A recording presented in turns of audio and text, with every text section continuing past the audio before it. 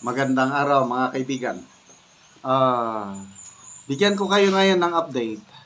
Ano na ang status ng impeachment complaint na naisampa sa Secretary General ng House of Representatives?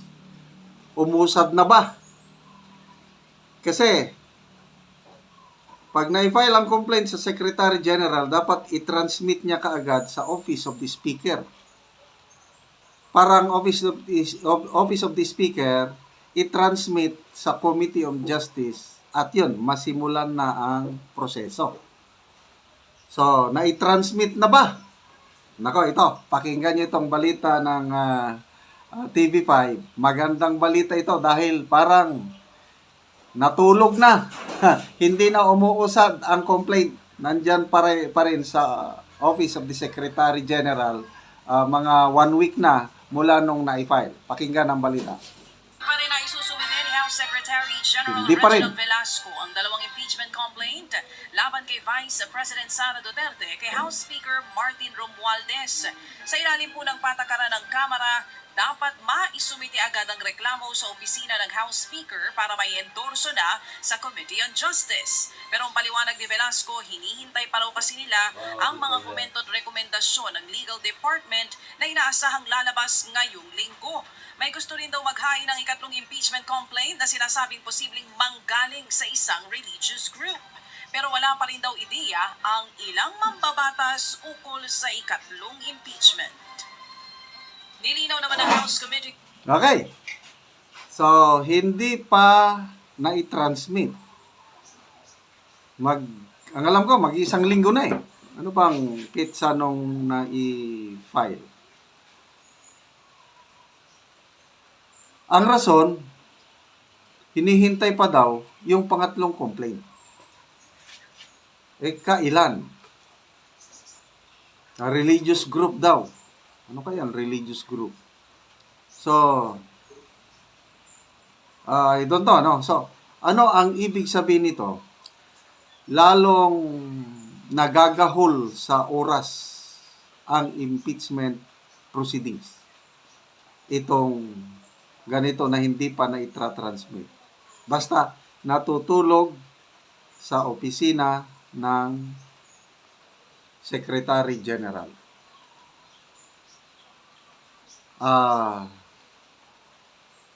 Bakit hindi pa i-transmit? Dahil lang daw sa pangatlong complaint na hinihintay. So, maniwala ba kayo na hinihintay ang pangatlong complaint o may basbas? May basbas na wag nang apurahin, something like that. Sana nga may nagbasbas na correct me if I'm wrong. Kasi kung ako ang inyong tatanungin, mas maganda na huwag na lang ituloy. Mas maganda na tugunan nila yung panawagan ng Pangulo na huwag nang ituloy dahil hindi ito nakakatulong sa bansa. Correct me if I'm wrong. Sana tama itong nakikita kong dahilan na baka yung pag-fellowship dinner ng mga kongresista at ang Malacanang na kung saan nag-submit ng manifesto of support ang mga kongresista sa Pangulo, baka napagkasundoan doon na okay, on our level, papatayin na namin ang impeachment. Something like that. Posible kaya yun? Kasi sabi ng manifesto, all-out support sila sa presidente. Ay ang gusto ng presidente,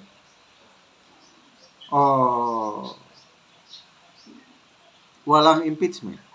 So, sana nga na itong mga pag-delay sa transmit from Office of the Secretary General to the Speaker, sana bunga ito ng usapan ng Malacanang at ang House leadership na susundin nila ang kahilingan ng Pangulo. So, win-win situation po ang lahat pag hindi na nila ituloy. Kasi kakalma na po ang political situation sa bansa. Mag-stop na yung pagrarally ng mga VP Sara supporters. Then ang bansa naman, makapokus na sa mas importanteng problema ng bansa. So, or the other way around, baka hindi na. Ito ang mabigat, ito ang delikado. Yung hindi na i-transmit yung complaint to the Speaker of the House para i-refer sa Committee on Justice, baka gumagana na yung resolution, yung direct. Kasi meron pong direct na paraan na hindi na dadaan sa Committee on Justice. Resolution lang na permahan ng 103 senators, congressmen. Yun na, aakyat na. Yan po ang isang posibilidad. Yun po ang bantayan natin before December 18 na magbakasyon ang mga kongresista.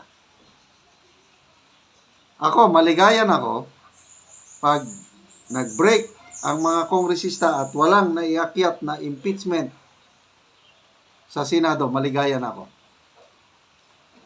Si VP Sara makakatulog ng mahimbing, although sabi niya, bring it on, hindi ako natatakot. Medyo nag-alala ako para mas maganda yung wala ng impeachment. Kailan kung ituloy nila, bring it on, tama yun, kasi nga, alam naman natin yung mga senador, may pinakamababang 8 senador na tutulong kay VP Sara at i-acquit nila si VP. Okay, dagdag na balita yung Committee on Good Government and Public Accountability. Akala ko last hearing na nila yung kahapon. Meron pa pala. Tuloy-tuloy ang pag-iimbestiga kay VP Sara. Pakinggan natin ang balita. Good government and public accountability na hindi pa nila tatapusin ang kanilang pagdinig sa Kamara. Sa panayam po ng programang ito, sinabi ni Committee Chair Congressman Joel Chua na issue lang sa confidential funds ang kanilang tinapos kahapon. Pero sunod daw nilang hihimayin ang iba pang issue katulad ng kontrobersya sa delivery ng mga computer units sa DepEd. Ayon pa kay Chua, hindi na nila ipinatawag ang 2 security officer ni VP Sara na nadadawit sa issue ng confidential funds. Dahil ipauubayan na rin nilang investigasyon sa 2 sundalo sa Armed Forces of the Philippines. Yung AFP po ay nagsalita na meron po silang internal investigation na ginagawa at tungkol po dito sa 2 security officer ng ating Vice President. So, ang suggestion po ng mga kasama po natin, mas maganda ibigay na ito sa pamahalaan ng AFP dahil sa kanila po paniniwala, mas matutugunan po nito yung concern po o yung issue po pagdating po dito. Yan po ang tinig ni House Good Government. Okay, so hindi pa tapos ang Committee on Good Government and Public Accountability sa pag-iimbestiga kay VP Sara. Ang tinapos lang nila yung issue ng confidential funds. So, klaruhin natin yan. At maganda yung desisyon ng committee na wag nang patawag yung 2 security officers na allegedly na involved sa confidential funds. Kasi yung nangyari sa security ni VP Sara na tinanggal dahil sinubwena, inimbestigahan nata ng pulis o NBI yung nangyari sa pagkakulong ni Atty. Zulaika Lopez. Nako, umangal ang AFP, both active and retired. Sabi, hindi pwede. Ang AFP may sariling internal mechanism, may court martial. So kung mayroong aligasyon na may ginawang kasalanan ng sundalo, dapat ang AFP ang mag-imbestiga through court martial. Kaya yung mga security ni VP Sara na nirelieve patungkol doon sa nangyari sa Veterans Medical Center, sa St. Luke Hospital, sa dapat sana court martial ang nag-imbestiga. Hindi. Sinumon o sinupwe na ba ng NBI o ano. Kaya naleksyon na. Dahil sa umangal ang kasundaluhan, ito na, natuto na itong Committee on Good Government na huwag na nilang pakialaman yung sundalo, bahala na ang forces iimbestigahan. So, yun po ang mga kaganapan. So, let's pray na hindi na matuloy ang impeachment or dyan pa lang sa Kamara, mamamatay na ang impeachment complaint. Ibig sabihin, panalo na po si VP Inday Sara.